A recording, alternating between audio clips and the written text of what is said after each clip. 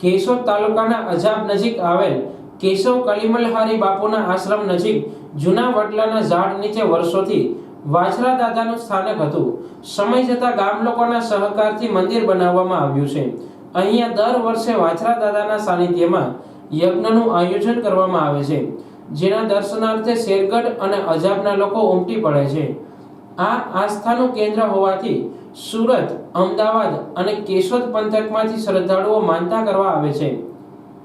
વાછરા દાદાના આશીર્વાદથી પારણા બંધાતા હોવાથી લોકો સંતાનની માનતા લઈને આવે છે અને માનતા ફળીભૂત થતી હોય છે તેવી માન્યતા પણ પ્રચલિત છે।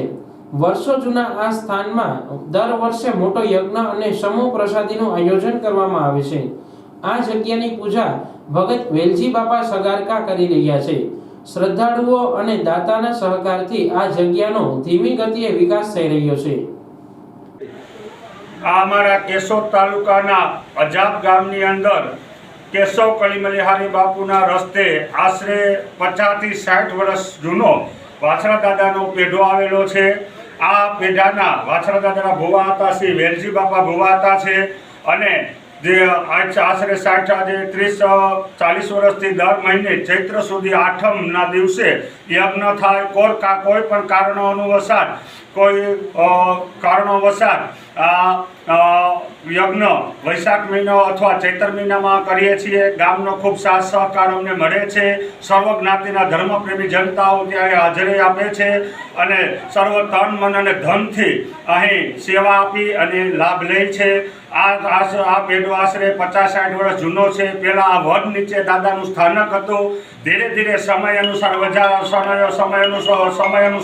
સમય જતાં અહીંયા પ્રગતિ થતાં લોકો અહીં આવે છે, ભાવ ભક્તિથી આવે છે અને ધીરે ધીરે પ્રગતિ થતાં આ મઢ બનાવી અને દાદાને અહીં પધરાવેલા છે અને ધીરે ધીરે કોઈ ભેદભાવ વિના સર્વ જ્ઞાતિના ધર્મપ્રેમી જનતાઓ અહીં સેવા આપે છે અને તન મન અને ધનથી સેવા આપે છે।